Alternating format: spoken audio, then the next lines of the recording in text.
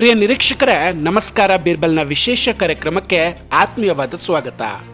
ಅಧಿಕಾರ ಸಿಕ್ಕಿದ ಕೂಡಲೇ ರೇಖಾ ಗುಪ್ತಾ ಅವರು ಬದಲಾಗ್ಬಿಟ್ರ. ಅವ್ರು ಯಾರು, ಅವರ ಸಿದ್ಧಾಂತ ಏನು, ಎಲ್ಲವನ್ನು ಕೂಡ ಮರೆತು ಬಿಟ್ರ. ಏನಾಗಿದೆ ದೆಹಲಿ ಸಿಎಂಗೆ? ದೀಪಾವಳಿಯಲ್ಲಿ ಅಲಿಯ ಹುಡುಕಾಟ ಯಾಕಾಗಿ? ಎಲ್ಲ ಬಿಡಿ.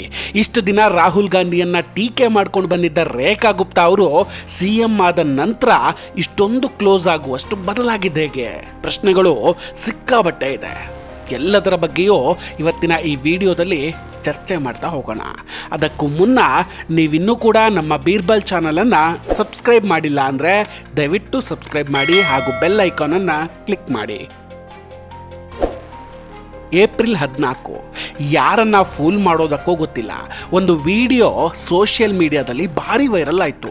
ಈಗಲೂ ಕೂಡ ಆಗ್ತಾ ಇದೆ. ಆ ವಿಡಿಯೋ ಇದೇ ನೋಡಿ. ದೆಹಲಿ ಸಿಎಂ ರೇಖಾ ಗುಪ್ತಾ ಹಾಗೂ ರಾಹುಲ್ ಗಾಂಧಿ ಒಂದೇ ವೇದಿಕೆಯಲ್ಲಿ ಅಕ್ಕಪಕ್ಕ ಕುಳಿತುಕೊಂಡು ಒಂದಷ್ಟು ಮಾತುಕತೆಯನ್ನು ನಡೆಸ್ತಿದ್ರು. ಜೊತೆಗೆ ಕಿರಣ್ ರಿಜಿಜು ಹಾಗೂ ಅರ್ಜುನ್ ರಾಮ್ ಮೇಘವಾಲ್ ಕೂಡ ಅಲ್ಲಿ ಇದ್ರು. ಅವರ ಜೊತೆಯೂ ಖುಷಿಯಾಗಿ ಮಾತಾಡ್ತಿರೋದು ಕಂಡು ಬಂದಿತ್ತು. ಇವರ ಬಲಭಾಗದಲ್ಲಿ ಸೋನಿಯಾ ಗಾಂಧಿ ಹಾಗೂ ಮಲ್ಲಿಕಾರ್ಜುನ್ ಖರ್ಗೆ ಅವರು ಕೂಡ ಕೂತ್ಕೊಂಡಿದ್ರು. ಇಲ್ಲಿ ಆಶ್ಚರ್ಯ ಏನಂದರೆ, ಈ ಇಬ್ಬರು ಬೇರೆ ಬೇರೆ ಪಕ್ಷದವರಾಗಿದ್ದರೂ ಕೂಡ ಅಷ್ಟೊಂದು ಖುಷಿಯಲ್ಲಿ ಮಾತಾಡೋ ವಿಷಯ ಯಾವುದಿರಬಹುದು? ನಮಗಲ್ಲ. ಈ ವಿಡಿಯೋ ನೋಡಿ ಜಾಸ್ತಿ ಟೆನ್ಷನ್ ಆಗಿರೋದು ಅರವಿಂದ್ ಕೇಜ್ರಿವಾಲ್ಗೆ. ದೆಹಲಿಯಲ್ಲಿ ಪಂಜಾಬ್ಗೆ ಹೋಗಿ ಅಡಕ್ಕೊಳ್ತಿರುವಂತಹ ಕೇಜ್ರಿವಾಲ್ಗೆ ಈ ವಿಡಿಯೋ ನೋಡಿದ ಮೇಲಿಂದ ಸಿಕ್ಕಾಪಟ್ಟೆ ಟೆನ್ಷನ್ ಶುರುವಾಗಿದೆ.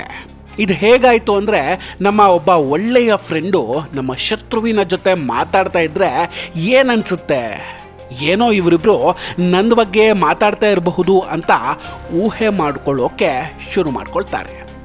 ಹಾಗೆ ಕೇಜ್ರಿವಾಲ್ ಕತೆ ಕೂಡ ಆಗಿದೆ. ರೇಖಾ ಗುಪ್ತಾ ಹಾಗೂ ರಾಹುಲ್ ಅವರು ನನ್ನ ಬಗ್ಗೆ ಮಾತಾಡ್ತಾ ಇದ್ದಾರಾ? ರಾಹುಲ್ ಗಾಂಧಿ ನನ್ನ ವಿಷಯ ಏನಾದರೂ ಹೇಳ್ತಿರಬಹುದಾ? ಹೀಗೆ ಅನುಮಾನಗಳು ಕೇಜ್ರಿವಾಲ್ಗೆ ಶುರುವಾಗಿದೆ. ಇದೆಲ್ಲದರ ಮಧ್ಯೆ ಸ್ವತಃ ಕೇಜ್ರಿವಾಲ್ ಕಾಂಗ್ರೆಸ್ ಹಾಗೂ BJP ಸೇರಿಕೊಂಡು ನನ್ನ ಪಕ್ಷವನ್ನು ಸೋಲಿಸೋ ಕೆಲಸ ಮಾಡಿದೆ ಅನ್ನೋ ಸ್ಟೇಟ್ಮೆಂಟ್ ಬೇರೆ ಕೊಟ್ಟಿದ್ರು. ಹಿಂಗಿರಬೇಕಾದ್ರೆ ಇಂತಹ ಸೀನು ಪಾಪ ಕೇಜ್ರಿವಾಲ್ನ ತಲೆಗೆ ಹುಳ ಅಲ್ಲ, ಹಾವು ಬಿಟ್ಟ ಹಾಗಿರುತ್ತೆ. ವೀಕ್ಷಕರೇ, ಇಲ್ಲಿ ಒಂದನ್ನು ಅರ್ಥ ಮಾಡ್ಕೊಳ್ಬೇಕು. ರಾಹುಲ್ ಗಾಂಧಿ ತುಂಬಾ ಬುದ್ಧಿವಂತರು. ಅವರು ಸೇಫ್ ಆಗೋಕೆ ಏನು ಬೇಕಾದರೂ ಮಾಡ್ತಾರೆ. ಯಾವಾಗ ಹೇಗೆ ಯಾವುದರಿಂದ ಜಾರ್ಕೊಳ್ಬೇಕು, ಯಾವಾಗ ಯಾರ ಜೊತೆ ಚೆನ್ನಾಗಿರಬೇಕು ಅನ್ನೋದು ಅವರಿಗೆ ತುಂಬ ಚೆನ್ನಾಗಿ ಗೊತ್ತಿದೆ. ಮೊನ್ನೆ ವಕ್ಫ್ ಬಿಲ್ ಬಂತು, ಆದರೆ ಈ ಮನುಷ್ಯ ಪಾರ್ಲಿಮೆಂಟ್ಗೆ ಬಂದರೂ ಕೂಡ ಸದನಕ್ಕೆ ಬಂದಿಲ್ಲ. ಅದರ ಬಗ್ಗೆ ಒಂದು ಸ್ಟೇಟ್ಮೆಂಟ್ ಕೂಡ ಕೊಟ್ಟಿಲ್ಲ. ಬಿಹಾರದಲ್ಲಿ ಜಾತಿ ಗಣತಿ ಬೇಕು, ಅಲ್ಪಸಂಖ್ಯಾತರು ಉಳಿಬೇಕು ಅಂತ ಹೇಳ್ತಾರೆ. ಆದರೆ ವೆಸ್ಟ್ ಬೆಂಗಾಲ್ನ ಅಲ್ಪಸಂಖ್ಯಾತರಾಗಿರುವ ಹಿಂದೂಗಳ ಮೇಲೆ ಆಗ್ತಿರೋ ದೌರ್ಜನ್ಯದ ಬಗ್ಗೆ ಒಂದು ಮಾತು ಕೂಡ ಆಡೋದಿಲ್ಲ. ಕೇಜ್ರಿವಾಲ್ ಕೂಡ ಅಷ್ಟೇ, ವಕ್ಫ್ ಬಗ್ಗೆ ಮಾತಾಡ್ತಾರೆ, ಆದರೆ ಅವರದ್ದೇ ರಾಜ್ಯದಲ್ಲಿ ಎಷ್ಟೋ ಎಕರೆ ಜಮೀನು ವಕ್ಫ್ ಪರ ಆಗಿದ್ದರ ಬಗ್ಗೆ ಉಸಿರೇ ಎತ್ತಲ್ಲ, ಕೆಮ್ಮಕ್ ಅನ್ನೋದಿಲ್ಲ. ಇವರೆಲ್ಲ ಗಾಳಿ ಬಂದ ಕಡೆ ತೂರಿಕೊಳ್ಳುವಂತಹ ರಾಜಕಾರಣಿಗಳು. ಇನ್ನು ರೇಖಾ ಗುಪ್ತಾ ಅವರ ಬಗ್ಗೆ ಹೇಳೋದಾದರೆ, ಯಾವುದೋ ಒಂದು ಗೊಂದಲದಲ್ಲಿರೋ ಹಾಗೆ ಅವರು ಕಾಣಿಸ್ತಾ ಇದೆ. ಇತ್ತೀಚೆಗೆ ಅಮಿತ್ ಶಾ ಅವರು ಅವರನ್ನು ಕರೆದಾಗ ಇವ್ರು ಹೋಗಲಿಲ್ಲ, ಆಮೇಲೆ ಇವ್ರು ಹೋದಾಗ ಅಮಿತ್ ಶಾ ಅವ್ರು ಸಿಕ್ಕಿರಲಿಲ್ಲ. ವೀಕ್ಷಕರೇ, ಈಶ್ವರಲ್ಲ ತೇರೆ ನಮ್ ಅಂತ ಹೇಳುವ ಅಥವಾ ದೀಪಾವಳಿಯಲ್ಲಿ ಅಲಿಯನ್ನ ಹುಡುಕೋ ಸ್ವಭಾವ BJPಯಲ್ಲಿಲ್ಲ.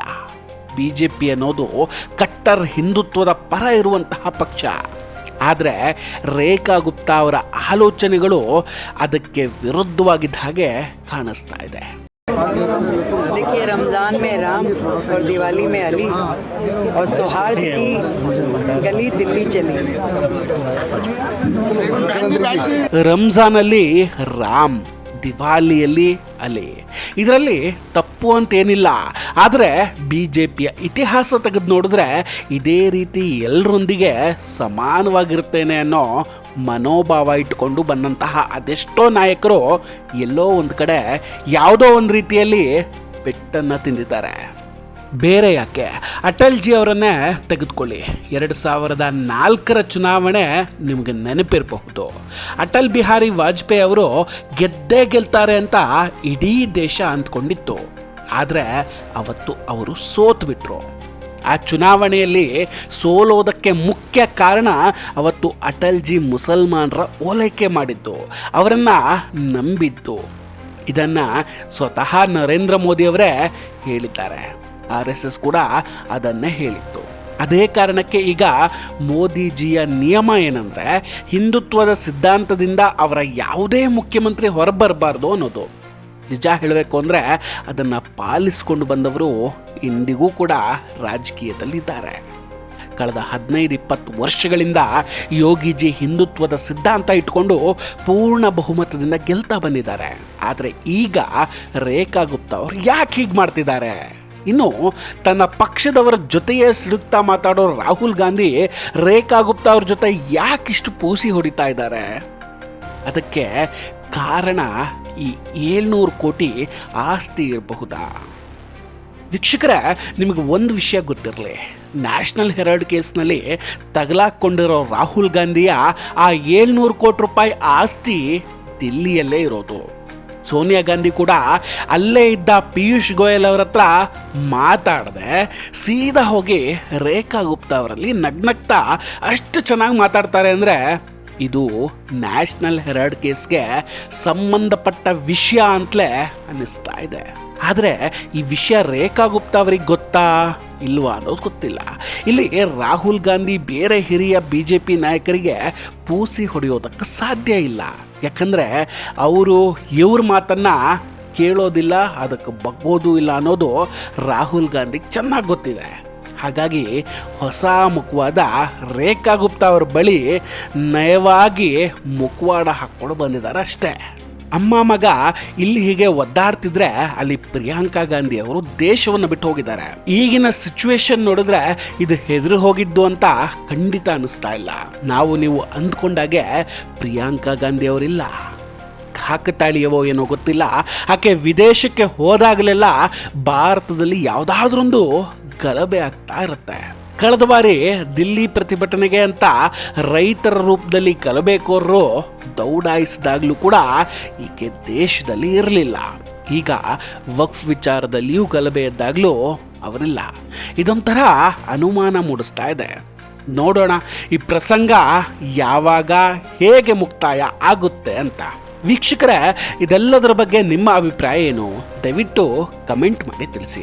ನಾವು ಕೊಟ್ಟಂತಹ ಮಾಹಿತಿಗಳು ನಿಮಗೆ ಇಷ್ಟ ಆಗಿದ್ರೆ ದಯವಿಟ್ಟು ವಿಡಿಯೋವನ್ನು ಲೈಕ್ ಮಾಡಿ ಹಾಗೂ ಶೇರ್ ಮಾಡಿ. ಇನ್ನೂ ಕೂಡ ನಮ್ಮ ಬೀರ್ಬಲ್ ಚಾನಲನ್ನು ಸಬ್ಸ್ಕ್ರೈಬ್ ಮಾಡಿಲ್ಲ ಅಂದರೆ ದಯವಿಟ್ಟು ಒಂದು ಸಬ್ಸ್ಕ್ರೈಬ್ ಮಾಡಿ ಹಾಗೂ ಬೆಲ್ ಐಕಾನನ್ನು ಕ್ಲಿಕ್ ಮಾಡಿ. ನಮಸ್ಕಾರ, ಟೇಕ್ ಕೇರ್ ಆ್ಯಂಡ್ ಬಾಯ್ ಬಾಯ್. ಮತ್ತೆ ಭೇಟಿಯಾಗೋಣ.